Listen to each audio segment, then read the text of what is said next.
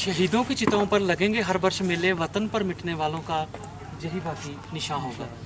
Welcome, मैं Ravinder Sharma, Dras brigade commander की ओर से आप सबका कारगिल वार मेमोरियल में हार्दिक अभिनंदन करता हूँ।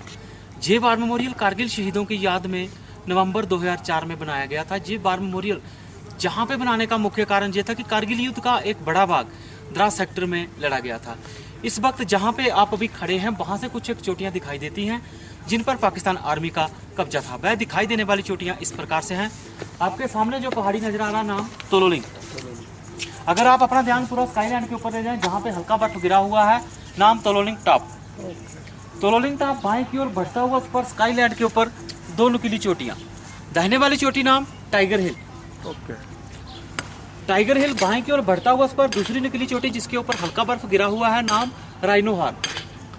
राइनो हॉर्न और टाइगर हिल के बीच कुछ एक छोटी पोस्टें थी जैसे कि इंडिया गेट, हेलमेट टॉप, शिवलिंग पोस्ट और रॉकी नॉक। वापिस राइनो हॉर्न। राइनो हॉर्न बाएं की ओर बढ़ता हुआ पर जहां पे अभी आपको ज्यादा बर्फ दिखाई दे रहा है, नाम 4875 जो कि बत्रा टॉप के नाम से जाना जाता है क्योंकि जहां पे कैप्टन विक्रम बत्रा शहीद हुए थे। इसके अलावा जिस रास्ते से चलकर आप आए हैं नेशनल हाईवे 1 के नाम से जाना जाता है जो कि लेह को श्रीनगर के साथ जोड़ता है। कारगिल युद्ध 20 मई 1999 को शुरू हुआ और 26 जुलाई 1999 को संपन्न हुआ। इसीलिए विजय दिवस हर साल 26 जुलाई को मनाया जाता है। घुसपैठ के कारण, घुसपैठ के मुख्य कारण यह थे कि शिमला समझौते के तहत विंटर के दौरान दोनों देशों की सेना LOC को छोड़ के कम बर्फीले इलाके में चला जाता था क्योंकि जहां का record temperature -60 degree Celsius record किया गया था। 1998 के विंटर के दौरान जब हमारी सेना LOC को छोड़ के कम बर्फीले इलाके में चला गया तो पाकिस्तान आर्मी ने धोखे से हमारी पोस्टों के ऊपर कब्जा कर लिया। 1999 में समर के दौरान जब हमारी सेना द्वारा LOC पर गया तो हमारी सेना ने देखा कि पाकिस्तान आर्मी और पाकिस्तानी घुसपैठियों ने हमारी पोस्टों के ऊपर कब्जा कर रखा था। ये एरिया घुमरी से लेकर साउथ ग्लेशियर तुर तक का था। सबसे पहले 18 ग्रेनेडियर के जवानों द्वारा तोलोलिंग पर ऑपरेशन शुरू किया गया, लेकिन अच्छी पोजीशन बनाकर बैठे घुसपैठियों ने अपने प्रभावित फायर से यूनिट की मूवमेंट को रोक दिया। मूवमेंट केवल खराब मौसम और अंधेरी रात में ही संभव था। कुछ दिनों की लड़ाई के बाद 18 ग्रेनेडियर एक फर्म बेस बनाने में कामयाब हुआ। तोलोलिंग पर कब्जा करने के लिए 2 राज राइफल को डिटेल किया गया। 2 राज राइफल की ओर से तोलोलिंग पर अलग अलग दिशाओं से हमला किया गया। ये ऑपरेशन 20 मई से 13 जून तक चला, जहां पर हमारा casualty 3 officer, 4 junior commission officer और 33 जवान का हुआ था।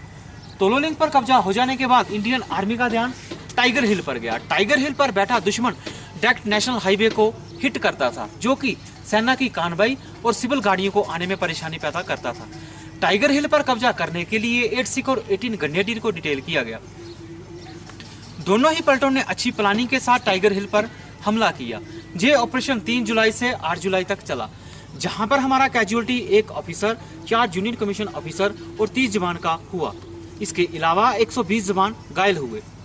18 ग्रेनेडियर के ग्रेनेडियर जोगिंदर सिंह यादव की बहादुरी को देखते हुए उन्हें परमवीर चक्र और लेफ्टिनेंट बलवान सिंह की बहादुरी को देखते हुए उन्हें महावीर चक्र के साथ सम्मानित किया गया। पॉइंट 4875 पर कब्जा करने के लिए कैप्टन विक्रम बत्रा की बहादुरी को देखते हुए उन्हीं की पलटन 13 जैक राइफल को डिटेल किया गया। पॉइंट 4875 के दूसरे फीचर्स पिंपल 1, पिंपल 2 और भेल बैक पर कब्जा करने के लिए 17 जाट, ट्विन बम पर कब्जा करने के लिए 2 नागा को डिटेल किया गया। तीनों ही पलटों ने अच्छी प्लानिंग के साथ इन सभी पोस्टों के ऊपर हमला किया। ये ऑपरेशन 4 जुलाई से 10 जुलाई तक चला, जहां पर हमारा सबसे ज्यादा कैजुअलिटी 59 जवान का हुआ था, जहां पर ही पाकिस्तान रेंजर की गोली लगने से कैप्टन विक्रम बत्रा का शहादत हुआ। कैप्टन विक्रम बत्रा और राइफलमैन संजय कुमार की बहादुरी को देखते हुए उन्हें परमवीर चक्र के साथ सम्मानित किया गया। इसके अलावा जिन यूनिट ने इस ऑपरेशन के हिस्सा लिया और जो जवान इस ऑपरेशन के दौरान शहीद हुए उनके नाम इस वार मेमोरियल में दर्ज हैं।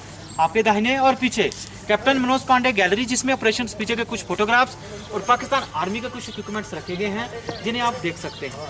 तो अंत में मैं यही कहना चाहूँगा, आओ झुककर सलाम करें उनको जिन्हें ये मुकाम हासिल होता है। कितनी किस्मत वाले हैं वे लोग जिनका खून देश के काम आता है। धन्यवाद सर।